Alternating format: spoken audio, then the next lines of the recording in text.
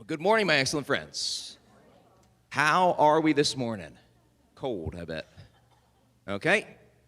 Well, Advent's done. Christmas is over. So, we are picking back up our study of the book of 2 Samuel, where we left off before we did our little detour. Okay, if you don't know, if you're new here, what we have been doing for I don't know how many years now, since 2001, I think. We have been making our way through the Bible, book by book, verse by verse, chapter by chapter, in the order that God gave it to us, analyzing it as we go. We believe that God gave this book to us the way He did for a reason, and that there are lessons to be found in every single verse in it. And so we have been doing that since 2001. That's what we're doing right now. We're picking that back up, okay? I will tell you that it actually, it's scary to a point as the pastor, but it also makes it way easier as a pastor. Because it doesn't rely on me to sit here and dream up in my head during the week what I think you guys need to hear. Instead, what we do is we just let the text that God has put before us speak. Okay, and all the pastors here that have been doing this can tell you that it works. Okay? It is amazing what happens when we just, do it the way God told us to. Okay? And the lessons just flow out, and it ends up being exactly what people need to hear that week. In fact, Pete can attest to this, and I can attest to this. I don't know about you, but sometimes they even hear the lessons that we didn't say. They'll come up to us and say, it was so good when you said that, because I really needed to hear that this week. And we're like, I didn't know I said that.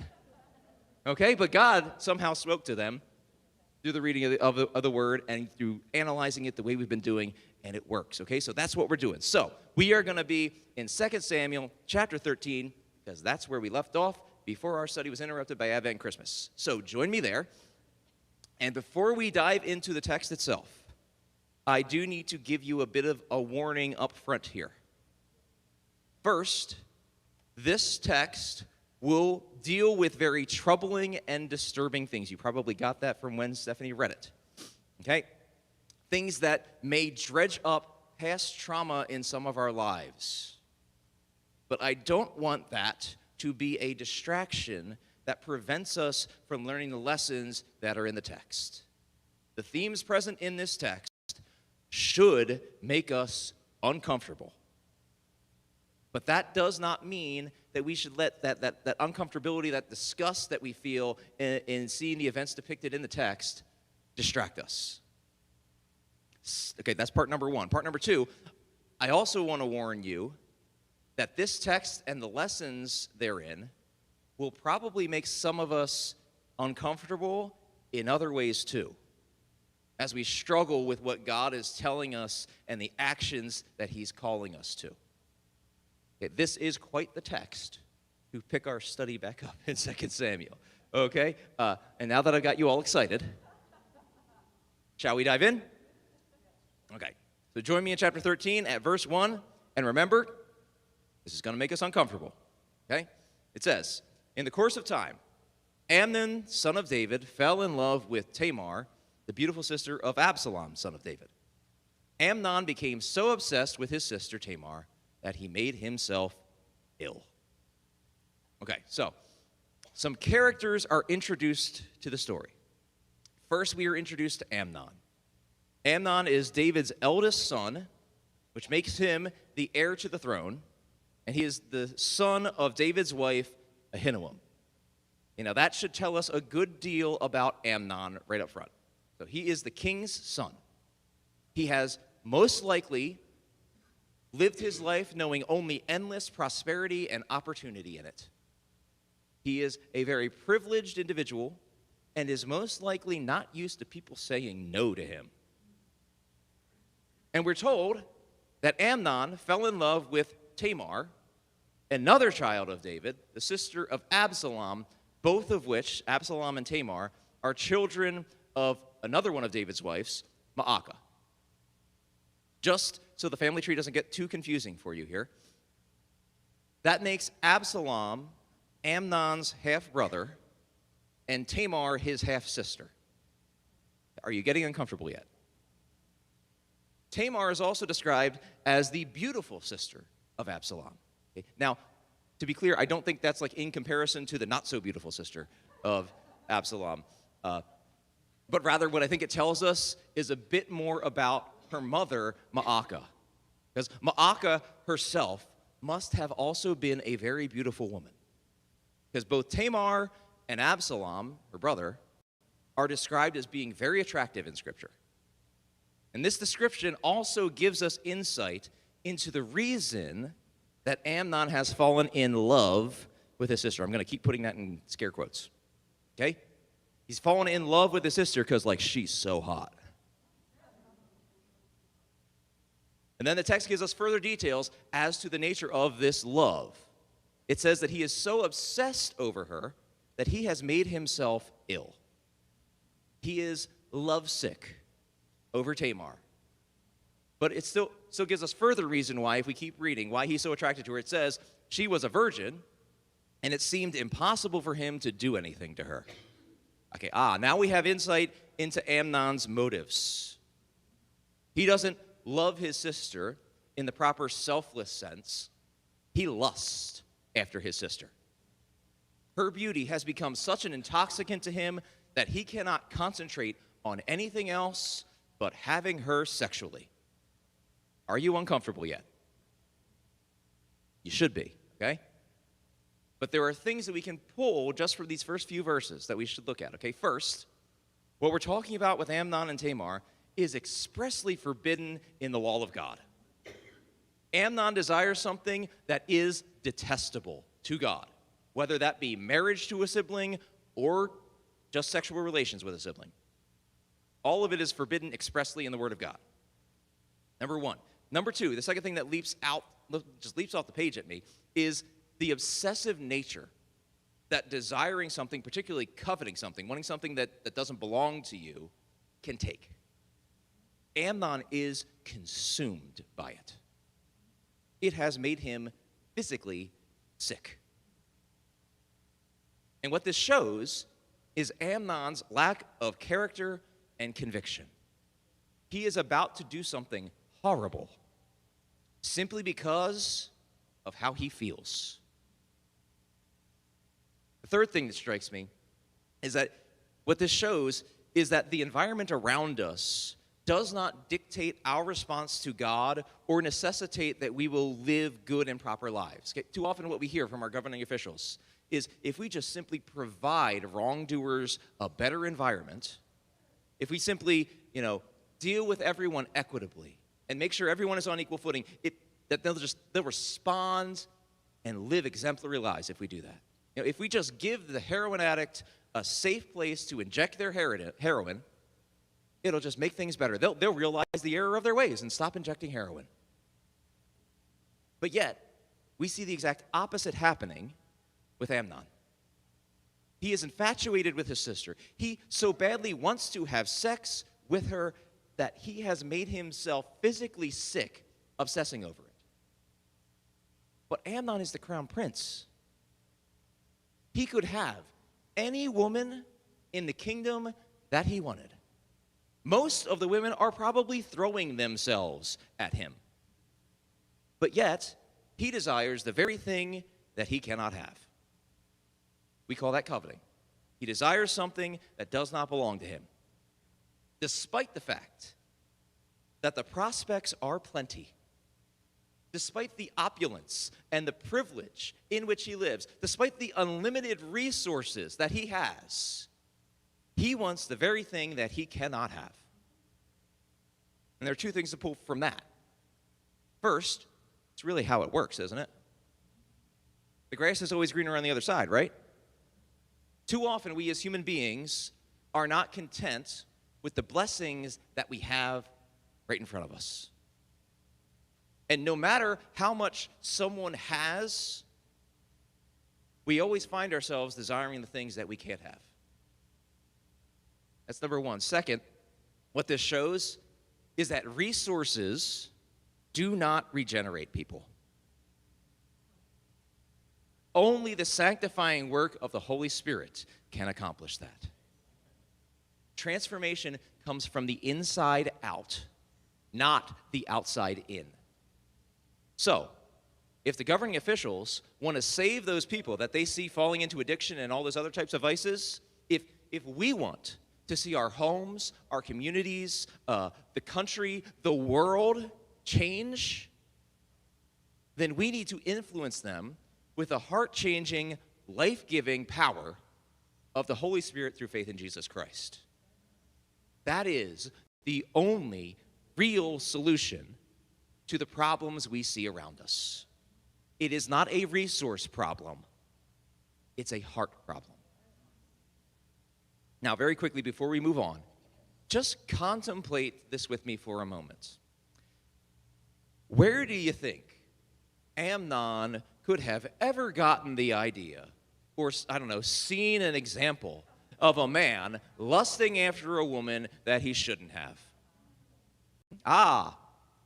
Maybe Amnon has been watching his father, David, and learning the bad lessons that David has been teaching his children when David didn't even realize he was teaching them. I think we talked about this last time I preached, didn't we? When we were back in Isaiah? You see how easily your children learn the bad lessons you teach them when you don't even realize that they're watching you. Let's keep going. It says, now Amnon had an advisor named Jonadab, son of Shemaiah, David's brother. Jonadab was a very shrewd man. He asked Amnon, why do you, the king's son, look so haggard morning after morning? Won't you tell me? Amnon said to him, I'm in love with Tamar, my brother Absalom's sister. So, Amnon's cousin, Jonadab, notices Amnon's disheveled appearance and asks him the reason why, the reason behind it. It's not clear here whether Jonadab is aware of the reason, because it does say, he's shrewd, okay? Whether he knows the reason, really just wishes for Amnon to disclose it verbally, or whether he doesn't know at all. The text says that Jonadab is shrewd, so it's possible he knows.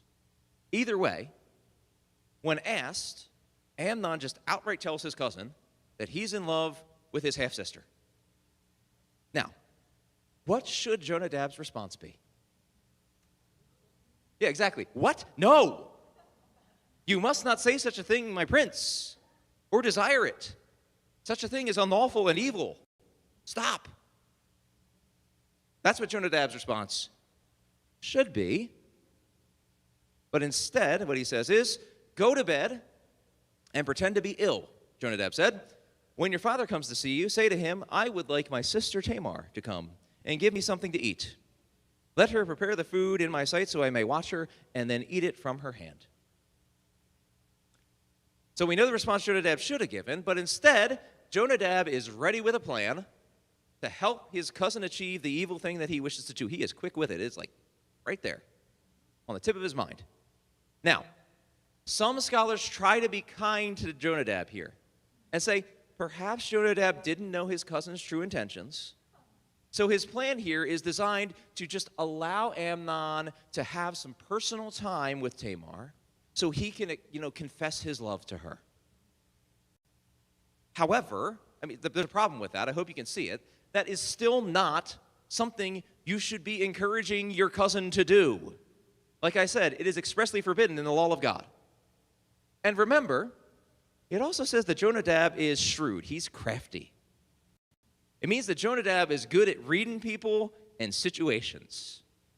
So it is entirely possible that he knows exactly what Amnon's intentions are, but he's only concerned with remaining in the good grace of the crown prince by helping him get what he wants. Either way, he devises a plan. Amnon is to feign illness to the point that he is so weak he can't feed himself, and requests that Tamar come and feed him. So Amnon does just as Jonadab instructs him to. He pretends to be so ill that he can't eat, and word reaches the king that his son's ill. And so naturally, David goes to check on his son, and when he does, Amnon makes his request for Tamar to come and prepare food for him. Now, Here, some people are actually very harsh toward David because he entertains Amnon's request. And those reading the text like we are aware of Amnon's motives. So they reprimand David for being so callous or naive to give in to Amnon. But put yourself in David's shoes here. We are talking about his son and his daughter. So I think we can maybe have a little bit of grace here for David in that the unthinkable thing that Amnon has planned to do was not something that David thought of. I would hope that that would be the last thought that would enter a parent's mind, is that their child plans to rape another one of their children. So while there is a lot of blame to go around here right now, and trust me, David will have his share in a minute, right now, the blame for what's about to happen, I think, falls squarely on Amnon and Jonadab. So, David grants Amnon his request. And then the text almost seems to slow down in anticipation of what we know is about to happen.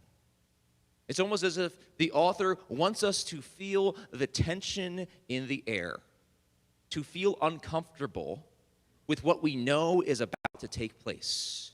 As the author describes Tamar kneading the bread and then baking it, and then taking the pan to her half-brother and emptying the pan before him. And just when we think the thing that we have been dreading this whole time is about to happen, doesn't. And Amnon refuses to eat what Tamar brings him. And then he says, "Send everyone out of here." And that is ominous. Amnon dismisses all of his attendants so that what he is about to do won't be seen. He thinks he can hide his sin in secrecy like his father did. And this shows us something perhaps even more disturbing about Amnon's character.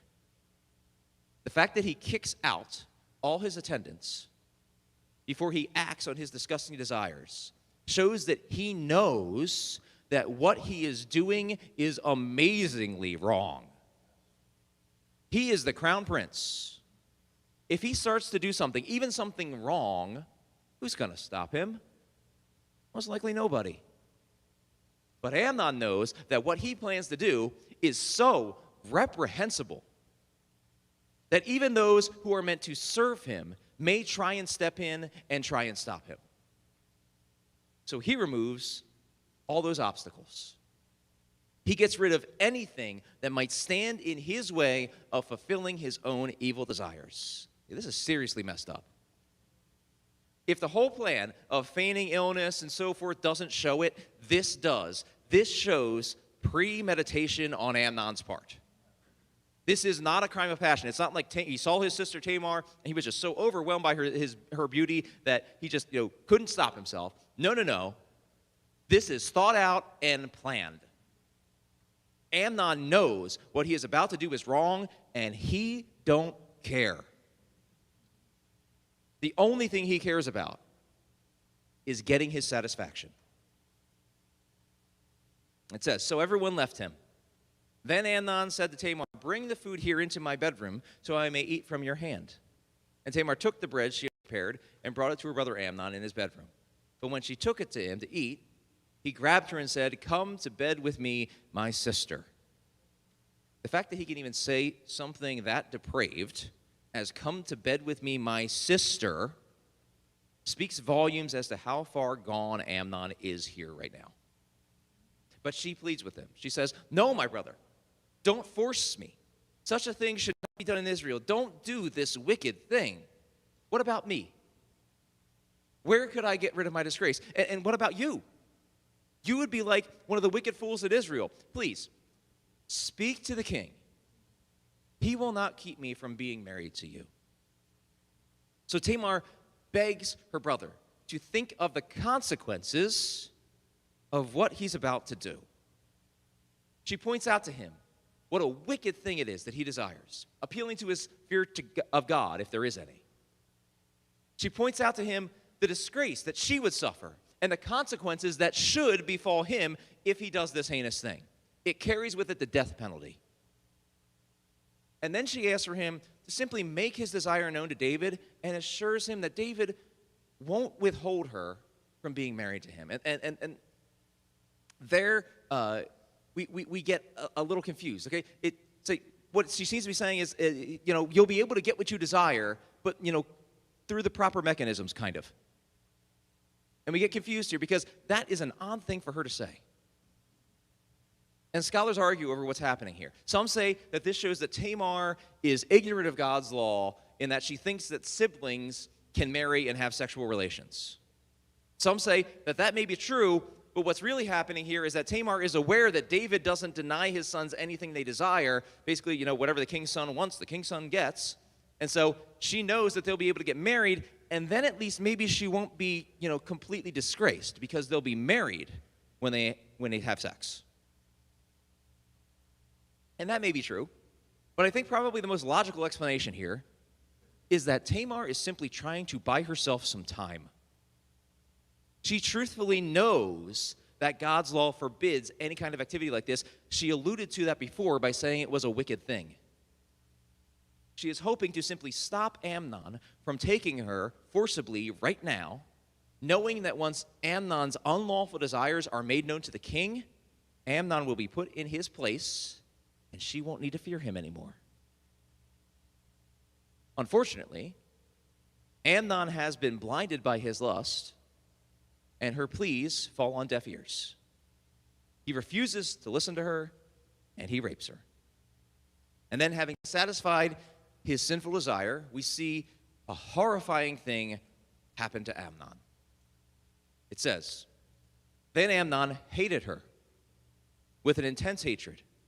In fact, he hated her more than he had loved her. Amnon said to her, 'Get up and get out.' 'No,' she said to him, 'sending me away would be a greater wrong than what you have already done to me.' But he refused to listen to her. He called his personal servant and said, 'Get this woman out of my sight and bolt the door after her.' So his servant put her out and bolted the door after her. She was wearing an ornate robe, for this was the kind of garment the virgin daughters of the king wore. Tamar put ashes on her head and tore the ornate robe she was wearing. She put her hands on her head and went away weeping aloud as she went." Having gotten from his sister what he wanted, his love turns to hatred. Now, there are two possibilities why this occurs.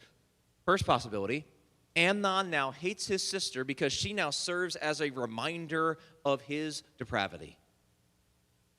Her presence with him functions as a memorial to his sin. And so to remove that disturbing thing from before him, he commands her to leave. Now that one's bad.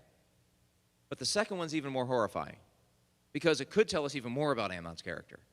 Because it's possible that, like serial killers and serial rapists today, once Amnon has raped his sister, he sees the disgrace of that rape as a stain on her. And so wishes such a disgusting thing, her, to leave his presence. He is completely incapable of recognizing that he is the source of that disgrace that he sees. In other words, he places all of the blame for the horrible thing he did on the victim of his crime rather than on him, the perpetrator. Either way, we can see the disgust he now holds for his sister in the language of the text. Because when we go back to the Hebrew, what you'll find is that the word woman, when he says, "Get this woman out of my sight," the word woman actually isn't even there. It doesn't appear. It's as if he says to his personal servant, "Get this thing out of my sight." Because of the disgrace that he brought upon her, she is no longer even human in his sight. And Tamar, understandably, goes into mourning. She puts ashes on her head and tears the robe that she's wearing that marks her as a virgin princess. Because thanks to the monster of a brother that she has, she is no longer that. She is no longer a virgin princess. These signs are outward. and obvious. Everyone who sees her knows that something has happened to Tamar, including her brother Absalom. As it says, her brother Absalom said to her, "Has that Amnon, your brother, been with you?" Now, that sentence bothers me greatly whenever I read this passage. He knew. Absalom knew what had happened to his sister. That tells me that Amnon's intentions were not as secret as we would have hoped they were. That Absalom immediately knows what happened to his sister is outrageously disturbing to me. It makes it a lot more difficult to extend to David that grace that I said we might be able to before. If Absalom knew, then David should have, no matter how unthinkable it was. And then Absalom says to her, "Be quiet for now, my sister. He is your brother. Don't take this thing to heart." And Tamar lived in her brother Absalom's house, a desolate woman. So Absalom tries to comfort his sister as best he can, and honestly, it's not the best comfort. But he does do the right thing, and he takes her into his house and makes sure that she will be taken care of because she's been disgraced. And he waits. Absalom waits and schemes. His comfort for his sister should not be viewed as him choosing to forgive and forget and overlook what Amnon has done. Absalom wants vengeance. However, Absalom is crafty too. And he'll get his vengeance when the time's right. And finally, the text says, when King David heard all this, he was furious. And Absalom never said a word to Amnon, either good or bad. He hated Amnon because he had disgraced his sister Tamar. David is informed of what happened, and he gets really angry. That's it. He just gets really angry. He doesn't punish Amnon. He doesn't do anything to comfort his own daughter. He pounds his fists in the air like an impotent jerk and does nothing. I pointed out before that what Amnon has done carries with it the sentence of death. Why doesn't David carry that out? Well, maybe it's because Amnon is David's son. He's family. And that makes it very difficult to carry out the proper sentence. Okay, this should be ringing bells for us because this happened with David in the past, not too far back. It's difficult to execute your son, no matter how depraved he may have been. But I think truthfully, actually what's going on is David recognizes that his son is following his example. David did the exact same thing. He lusted after a woman that didn't belong to him, and he followed through on those desires, even to the point of killing that woman's husband to hide his sin and have what he desired. David's sin with Bathsheba is a huge turning point in his life. Up until that point, for the most part, David decisively executes the penalty that God's law calls for. But after that moment, David is paralyzed. He becomes incapable of condemning others for committing sins like the ones that he's committed. He does nothing to the man who just raped his daughter, because that man is his son, and he sees that his son committed this act because he learned from his father. And just as David refusing to punish Joab and Abishai in the past for killing Abner will have consequences down the road, so too will his refusal to carry out justice against his son Amnon. Absalom is waiting. And once the time is right, vengeance will be his. But that's next week's text. Just really quickly, parents in the room, don't be like David here. Just because you made mistakes in your life does not mean that you can't stop or correct your children for the same mistakes. Here's the deal. If you try and they tell you that you can't tell them not to do that because you did the same thing, respond back, no, that is all the more reason why I can tell you not to do it. I did, and I regret it. So don't be like David here, parents. Okay, so here we are.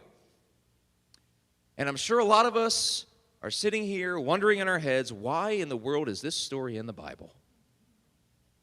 How can such a horrible story give us any hope and teach us anything? Well, let me help with that. Okay, first, what this story shows us is that the characters in the Bible are real people. One of the common objections to the Bible and its validity is that stories like this exist in it. People ask, why would God put people like this and situations like this before us in his holy book? Isn't this supposed to be like all the good examples that we're supposed to follow? Well, they're in it because they actually existed and they really did the horrible things that we see depicted. This is called the criterion of embarrassment. If you wanted everyone to believe that David was such a great man, why would you tell us the story of his son that raped his sister with David doing nothing to punish him for it? Well, you do that because David is not some made-up perfect character, but was a real man with real flaws. Flaws that we're meant to see and learn from. The fact that we're shown these flaws actually lends credibility to the Bible. It doesn't discredit it. Second, the thing that helps me find solace when I analyze this story is that while we see horrible things happen, done by horrible people in the story, we can also rest assured that God promises that he will judge and punish those people for the evil things that they have done. So while we look at the story and we see bad things happening to people who seem to be innocent, we can find solace in the fact that the one who is faithful and true will enact justice and righteous judgment upon all evildoers. Now, he may not do it in the timing that we would like, but vengeance will be his. He promises that, and he's a promise keeper. So, that's why this story is in the Bible. What are the lessons now? Now that we know why it's there, what are the lessons we can pull from it, from this horrible story? Well, the first one that leaps off the page at me is that man reaps what he sows. We have seen David give in to his sinful desires in the past, lusting after a woman not his own, and even committing heinous acts to have her. And now we see the same thing being done by the next generation. David is feeling in his very own household the truth of that statement. He is reaping what he has sown. More so than that, this should speak to every parent in the room. When David was doing what he was doing with Bathsheba, I guarantee you that he was not at all thinking about whether his son was watching him and learning from him. But he was. So be very careful what you are teaching your children. Even when you don't know or think it, they are watching and learning from you. And I feel the need to pause right here and just emphasize this point even further because God has put this point before us for several weeks now. I don't know specifically why, but what I do know is that he's doing that for a reason. He's doing it because someone needs to hear it and take it to heart. So if that is you, stop resisting, listen, and do it. Listen to God today. The second thing that leaps out to me is the fact that while the intrusive thoughts that Amnon had about his sister may not be entirely his fault, for the enemy, Satan, does try to influence us and lead us astray by putting thoughts and temptations before us. So while his thoughts may not be entirely his fault, his response to those intrusive thoughts is his fault. The fact that Amnon obsessed over his sister was entirely Amnon's faults. He could have pushed those desires and thoughts aside, but he chose to give in to them completely and act upon them. And this reminds me of one of my favorite passages in all of Scripture, 2 Corinthians 10, verses 4 and 5, where it says, "The weapons we fight with are not the weapons of the world. On the contrary, they have divine power to demolish strongholds. We demolish arguments and every pretension that sets itself up against the knowledge of God, and we take captive every thought. We take captive every thought to make it obedient to Christ." We take every thought captive. So while it may be true that you cannot completely control the thoughts and desires that you have, you can control which ones you feed. You can choose to feed godly desires that grant life, or you can choose to feed worldly, evil desires that will bring destruction. And this is why it's so important to surround ourselves with people that we can open up to, that will point us back to God, and that we will listen to. By the way, that last step, listening to them, is the most important step. It does you no good to talk to someone and ask their advice only to simply ignore the good advice that they give you because it wasn't the advice you wanted. But to listen to them, you first need to hear them, and to hear them, you first need to have them. Hebrews 3 says, "But encourage one another daily, as long as it is called today, so that none of you may be hardened by sin's deceitfulness." We are to surround ourselves and be to others friends who will encourage each other to fear and obey God. The text says, as long as it is called today. And truthfully, this is actually the really depressing part about the song Tomorrow from the musical Annie. You know, tomorrow is only a day away is what she sings. Okay, it's truthfully, actually, it's always a day away. Because when it gets here, it's today. So tomorrow never comes. Okay, and that is the author of Hebrews' point. We are to always be encouraging one another, as long as it is called today, which is always, so that we don't fall into sin. Amnon surrounded himself with the wrong people. The NIV says that Jonadab was his advisor, but you could also very easily translate that friend. So that shows that the principle found in Hebrews 3 also works in the opposite direction. It works in the opposite direction. If we surround ourselves, or parents in the room, if you allow your kids to surround themselves with the wrong people, it will have a disastrous effect on you and them, like Jonadab had on Amnon. You can organize your friends, this is the easy way I think about it, you can organize your friends into two categories, basically. Those who will help you fight temptation, and those who will help you fuel your temptation. Flee from those that will help you fuel it to those that will help you fight it off. Now, you would hope that dividing your friends that way into those two categories would be simple, but unfortunately it's not. Sometimes people may give off a sense of godliness, but they are anything but godly. Jonadab means Yahweh is willing. So by his name, you might think that he actually fears and respects God. But he certainly did not help Amnon follow God whatsoever. Outward appearances can be deceiving. Some people can put on a good show of holiness and piety. They know all the answers. They seem to us so like Christ. But truthfully, they're not. Oh, he's a good Christian boy or girl. Be careful. Oh, but they met in church. Be careful. Just because a mouse lives in a cookie jar doesn't make him a cookie. The important part is not that they have professed it, but how they live out their profession. Discernment is needed. Thresh out the wheat from the chaff and find friends and be a friend that will point others to obedience to God. Also, as we look at this text, we should be confronted with Amnon's treatment of his sister. I pointed out that once he has had his way with his sister, the language indicates that he doesn't even view her as a human anymore. In truth, that's how he's been viewing her the whole time. he sees her as an object. And once he's gotten what he wants for her, like a piece of gum that he's chewed all up, he spits her back out and throws her in the trash. And that should make us uncomfortable. And it should make us even more uncomfortable to realize that there are men and women out there who will treat us like that.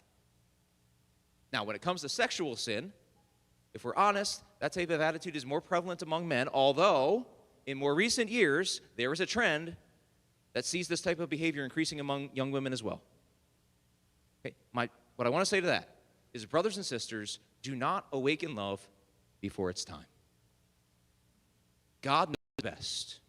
His design for sex and marriage isn't there to hold us back and deny us from experiencing good things. It's designed to make those good things all the better. Don't follow the world, follow God. But the fact of the matter is, this point here about people treating us like this goes beyond simple sexual fidelity. People will treat us like this when we have anything that they desire.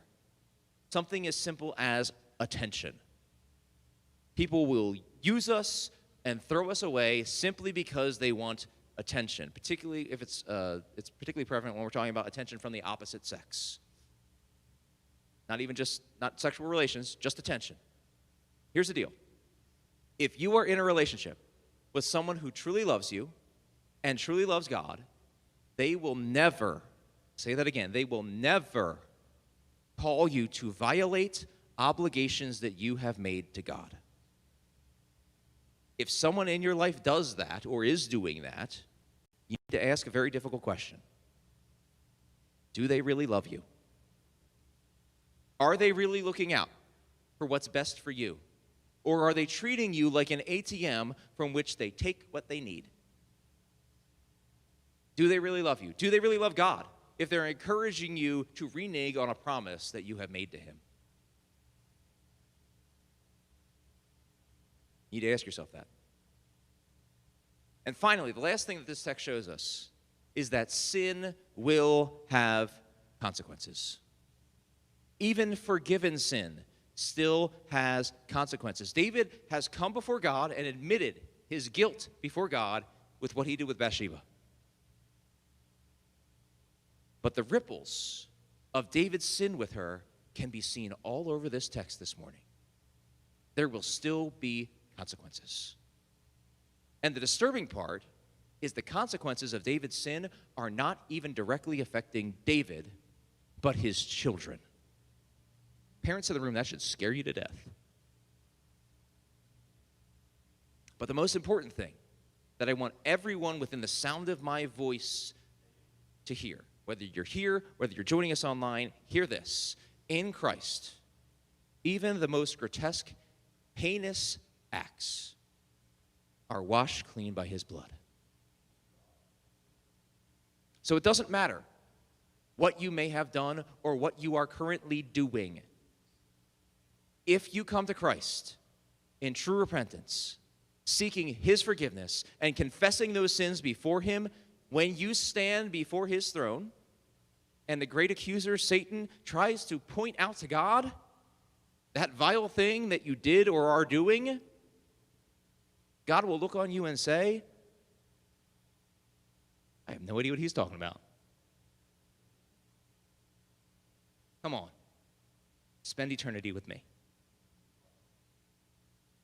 But don't fool yourselves.